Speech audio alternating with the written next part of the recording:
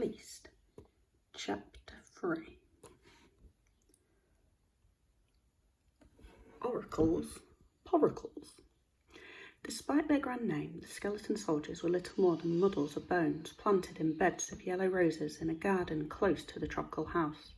Grown from dragon's teeth centuries ago on Colchis, they had burst out of the ground, 6-foot-tall skeletons in armour, soil spilling from their helmets and cascading through their rib cages, swishing their swords to kill Jason before he could snatch the fleece. And they would have, except that Medea had snitched and told Jason how to destroy them.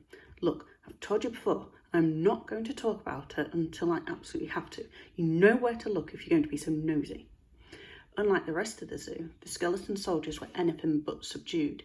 In fact, even before Alex turned the corner of the avenue of Arcadia into the garden, he could hear them chattering wildly, the sound of their clacking jawbones punctuated by the wild ringing of swords. No wonder it's all anyone can think about, muttered one as Alex skidded into the garden. What is? Asked Alex. He looked down at the skull, which was perched on a crisscross of hip bones and set on a rib cage planted in the soil. The other bone warriors turned their skulls to look at Alex. Not one was higher than Alex's waist, and most were only knee-high. This was because, after Jason's handiwork, the soldiers had turned up at the zoo in 3 boxes of bones, and despite Alex's and Ares' best efforts to put them back together again, it had been rather like doing a jigsaw puzzle, with pieces missing and no picture on a box lid to help. Tonight's competition, of course, replied a skull attached to a ribcage to make up for the lack of legs. Alex had given him 4 arms, each of which now whirled a sword in the air, lopping off roses and sending them spiralling over the grass. It's outrageous, sending another hero swaggering back to Earth. No doubt some poor unsuspecting monster's number will be up. Is it any wonder everyone's in such a terrible mood? For the next few minutes, teeth rattled, finger bones clenched and knuckles cracked as the bony warriors told him all about Athena's planned festivities and the competition. As if Jason's lot didn't do enough damage the first time round, grumbled a skull on soldier bones with fingers where his arms used to be. Why, if I had my legs back, I'd enter the assault course myself. I've one of mine, muttered a ribcage, flexing up and down on 3 legs with a skull where one of his kneecaps had been. Thanks to him, I have to hide every time someone mentions playing cricket. We'd have beaten him if his girlfriend hadn't helped him, said the 4-armed skull, spinning the swords even faster. Don't talk about Medea, said the little skull, set on a lone foot, peeking out from under a nearby branch of rose leaves. See, it's not just me. Alex leaned forwards on the sun-worn bench and rubbed the cranium of the frightened skull. Don't worry about her, he soothed. The gods will never let her into the underworld. With her record, she'll be stuck up on Earth forever. The little skull sighed with relief. Alex, however, was feeling distinctly uneasy because whilst all the monsters were human and unhappy, he was sure that there would be one person who'd be thrilled at any chance of going back up to Earth. Has anyone seen Ares this afternoon? He asked. The garden rasped with the scraping of finger bones against skulls as the soldiers fought. In the quiet, Alex heard a distant pounding of hooves, a pounding that grew steadily closer, till a few seconds later, Ares barreled into the garden. Alex, I've got something important to tell you. He already knows, said the skull on the hip bones. Excellent, gasped Ares, his face flushed pink with excitement. That'll save time. Time for what? Said Alex. My training, replied Ares, for the assault course. Skulls squealed round on their bone supports, jawbones fell open. A sword flew out of the 4-armed soldier's grasp and stabbed a clump of lavender. Well, I can see you're impressed. Ares smiled at Alex's astonished face and slammed a hoof against the path for effect. Let's make a start. Snapping off a branch of a nearby jacandra tree, Ares began jabbing at the air. There might be sword fighting, he muttered out of one side of his mouth, and spear throwing. Alex, you'll need to give me some tips on improving my aim. Ares, said Alex, gently taking the branch from the ram's mouth, I don't think this is such a good idea. I mean, the soldiers tell me the course is the trickiest set of obstacles since Heracles did his 12 labours. It is designed for the Argonauts. I know that, Ares rolled his eyes impatiently. That's why I need your help. I have to be the one to win. No one wants to go back to Earth on a quest more than I do. Now, listen, you were always doing assault course for your dad. What do you suggest? Alex winced at the memory of wading through rivers and swinging on ropes in a tunic sopping with muddy water. It had been gruelling enough as a boy with arms and legs. For a ram with 4 hoofs and a belly like a barrel, it'd be impossible. Worse still, Alex knew it would be laughable. Just imagining tonight's spectators, cruel and gleeful, shrieking with laughter as they watched Aries struggle and fail, made his heart lurch. I suggest we go and watch the others make fools of themselves instead, replied Alex brightly. Have a laugh when Heracles pitches head first into the mud. Aries pursed his lips and stared at Alex. What's he trying to say, said the skull with 3 legs, is that the assault course isn't meant for sheep. Sheep? Aries swung his head round and glared darkly at the skull. Me, Aries, Chrysomolas, you're calling me a sheep? He lifted his muzzle into the air and regarded the other bone soldiers haughtily. Do I eat grass all day, or stare gormlessly into space for hours, drop steaming pats in fields? I don't know, said the skull on hip bones. Do you? No, bonehead, boomed Aries. I do not. You're confusing me with those woolly-brained, 4-legged carpets that loiter behind gates going, bah! What about parping? Asked the 3-legged skull. Aries fixed him with a steely glare. Pardon me, I'm sure, muttered the skull. Aries threw back his head defiantly. Sheep may share a few minor bodily similarities with me. However, you wouldn't see one of them in tonight's contest, and you wouldn't see them return to Earth on a quest either. Oh, Aries, sighed Alex. He reached out and stroked Aries' hot forehead.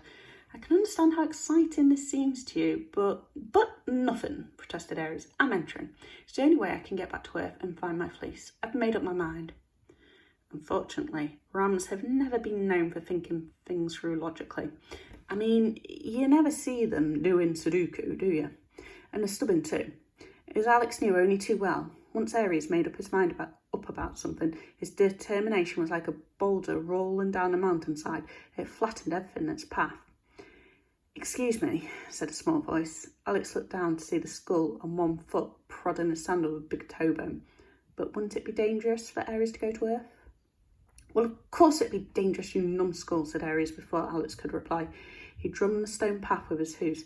That's the whole point of a quest, isn't it? It's not like popping down to the Agora for a pot of olives. The other skulls laughed, filling the garden with the dry rattle of loose teeth and chuckling. Ancient Greece was dangerous enough, said the 4-armed skull, jabbing his swords into the air. I've heard there are hundreds of countries up there now. And chariots without horses that belch out smoke, added the skull and shoulder bones. Says who? Snipped Aries. The oracles, replied the skull. They've seen other things too. Buildings as tall as the sky, metal ships that fly through the clouds, and oracles, poracles, boomed Aries. I'm the one who's going, so you lot can just hold on to your clackers.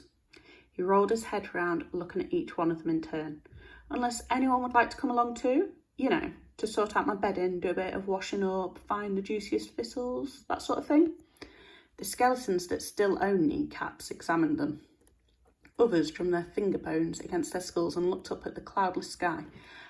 I would, said one, pointing to a socket, but my eyesight's not what it used to be. And my arthritis, added the skull on 3 legs, would play merry havoc on a march. Not to worry, announced Aries brightly, because Alex will come with me. Alex stared speechless as Aries continued talking to the skulls. Return to Earth? He couldn't think of anything more ridiculous than leaving the safety of the underworld to return to an Earth they'd no longer recognise. He's my best friend, Aries continued, and as you know, we've always been a team. Looking back at Alex, the ram's treacly brown eyes glittered with excitement. He poked Alex playfully with the tip of her horn. Do you remember the time I fell into Hydra's tank and you distracted her by tipping in a month's supply of sardines so I could scramble out? Or when the Minotaur had you by the ankle and I distracted him by butting him up the... Aries, stop it, implored Alex. Aries fell silent, his jaw slack, waiting for Alex to go on. Don't enter, said Alex more calmly. Please. He reached out and rested a hand on Aries' shoulder. Aren't you happy enough down here with us? Neckbones creaked as the skulls listened, nodding sympathetically. Helping me at the zoo? But look at me, snapped Aries hotly. I'm bald and ridiculous. Don't you understand? Every day people make fun of me. Alex hesitated, trying to choose his next words carefully. But can't you see that entering tonight's race will only give them something else to laugh about? They won't laugh when I win, said Aries. A quest on Earth is my only chance to find my fleece. I can't let it pass me by. Now, where were we? Ah, yes. You're about to give me some tips on assault courses. No, I wasn't, said Alex, because I'm not going to help you make a fool of yourself. But Alex, Aries snorted, nothing is more important to me than going back for my fleece. Nothing, said Alex, aware of a sudden tightness behind his ribs. Aries thought hard for a moment. No, he said, shaking his head. Nothing at all. That's why I need your help. Alex watched the ram's eyes grow wider, sparkling with excitement. Oh, come on, Alex. Don't you remember what your grandfather used to say? That thing about pots and people? That pots were like people, Alex replied flatly, thinking back to his grandfather carrying a tray of wet, freshly thrown clay pots across the studio in ancient Athens. He said that you couldn't tell how well they'd turn out until they'd been fired in the kiln. Well then what? Muttered Alex. Some pots shatter in the heat, Aries, I should know. I was the one who had to sweep them up every evening. Sometimes it's better not to go near the fire. Well, that's the spirit, I must say, huffed Aries. Thank you very much. Around the garden, the schools looked round at each other, their sockets gaping in shock. Come on, said Alex more cheerfully than he felt. He stood up and reached out for Aries, but the ram twisted his head away.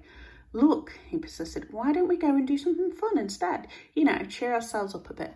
We've still got the hippocampi to feed, and you love doing that.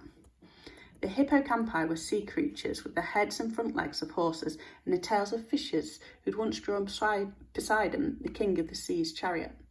Now they dipped and dived like dolphins each day for the visitors who took the ferry around the lake, and it was one of Aries' favourite jobs to carry the bucket of sugar cubes and carrots down to the water, waiting for the creatures to rise up close to the banks, foaming and prancing.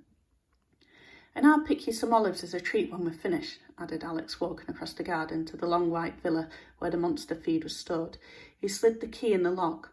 We can go back home, set a little fire in the courtyard and toast some rose hips to go with them. Forget about the party tonight. What do you say? There was no reply. Aries? Alex looked back over his shoulder to see the ram standing on the same spot, staring gloomily at the ground. I'm afraid you'll have to manage by yourself today, said Aries. He turned and began clopping back along the path, his hoof falls slow and heavy.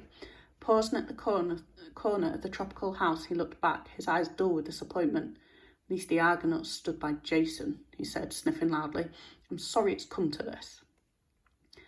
Half an hour later, Alex was sorry too. Sorry that he'd been unable to change Aries' mind, that was. Why, the voice in Alex's mind demanded, couldn't the ram see how foolish it was to enter tonight's competition? Why did he insist on humiliating himself? And worse, what would happen after he failed tonight? And let me tell you, this was no small worry when you've seen what a sulking ram can do with a pile of dung. Having been born and brought up in Athens, a city famed for its philosophers and thinkers, Alex had always been taught to figure things out with his brain, and up until now it worked well. But as Alex began to realise, the clever old Greeks who'd worked out the distance to the moon had never had to do anything as tricky as try to stop a ram that would do anything, however stupid, to find his fleece and feel special and fabulous again. Leaning against the moonlit bars of Chimera's cage, Alex sighed, trying to ignore the distant sound of laughter ringing out through the trees from the pavilion, hoping it wasn't directed at Aries. You should have gone with him, muttered a voice. Alex held his lantern to the bars, letting the candlelight spill onto Chimera, the monster with a lion's head and body, the head of a goat halfway down its back, and a viper for a tail. Slumped on the floor, it lay snoozing, mostly, because while its lion's and snake's eyes were shut, the goat was wide awake and staring disdainfully at him, waiting for a reply. To watch him make a fool of himself, said Alex. The lion threw back its head and yawned. Bleh, spluttered the goat, spitting out a mouthful of mane. Do you mind? I was having a private conversation with Alex. Is it breakfast time? Muttered the snake-tail, sleepily rising from the floor. No, it's not, snapped the goat. She pushed her head through the bars and brought her mouth so close to Alex's face that she could smell the chewed grass on her breath. I'd have gone with him. No, you wouldn't, growled the lion, because I wouldn't have. Moved my paws. Like Alex, I have common sense. Common sense, is it? Sniffed the goat. What about courage? Look at us monsters, moping around all day, miserable as a wet Tuesday in Tartarus, because those glorified bullies are being celebrated tonight. Isn't it about time us fabulous animals stopped sulking and did something fabulous for a change? Fabulous? The lion slapped down a giant paw. What's fabulous about Aries landing belly down, bottom up at the first hurdle? Alex winced at the thought. The goat bleated furiously. You and Alex are so sure that Aries will lose, aren't you? Of course he will, said Alex calmly. He's a ram up against the Greek heroes. But some things don't go the way you expect, replied the goat, tilting her head provocatively. Don't forget what happened to the hero who killed us. Alex thought back to Bellerophon, the man who'd killed Chimera whilst riding Pegasus, the winged horse. As they'd galloped away through the skies, a gadfly had stung Pegasus' haunch, causing the horse to buck, throwing Bellerophon into the thorn bush that blinded him. Oh, Heracles, added the snake sadly. He was only a baby when the goddess Hera dropped my two great python uncles into his cot. He strangled them both with his tiny fists. Flies and heroes, thought Alex, babies and snakes. Despite telling himself that they were freaky one-off events, he still couldn't ignore the tiny spark of anxiety kindling in his mind. Rams and Argonauts? It was ridiculous. No, it was impossible to imagine that Ares could win, wasn't it? For an animal used to scrabbling up mountainsides to beat the fittest Greeks who had ever lived. For the first time since Ares had raced back into the zoo that afternoon, Alex considered what if by some mad whim of the fates Ares actually came first. It would be amazing, he knew, unable to stop the warm feeling of pride coursing through him. Then he remembered what it would lead to and felt his skin freeze. He'd be stumbling around some modern city surrounded by strangers, he said, speaking his thoughts out loud. But he didn't even survive ancient Greece, Alex continued, feeling his voice waver with panic. He wouldn't last 5 minutes. Not on his own, said the goat. Not even with Athena's help, added the snake, reminding Alex of the tradition where Athena always gave a Greek on a quest something to help them. I mean, what's the use of magical capes or winged sandals to Ares when he can't tie them on? Maybe she could lend him the Spartan army instead, sneered the lion. Alex fixed him with a cold stare. Well, muttered the lion, pausing to lick a giant paw. I mean, all this fuss just for Ares to end up as some earth person's dinner. But that'd be terrible, said Alex, his voice filling with panic. Not necessarily, said the lion. I expect his mutton's a bit on the tough side by now, but it'd still make lovely moussaka. When you've quite finished, snapped the goat. She turned back to Alex and narrowed her eyes. What I'm saying is that whatever happens tonight, he'll need you. If he loses, he'll need you to cheer him up. But if he wins... Wins? Spluttered Alex. If he wins, he'll never come back. Then you better stop him, hadn't you? Hissed the snake. I reckon if you sprint, you might just get there in time.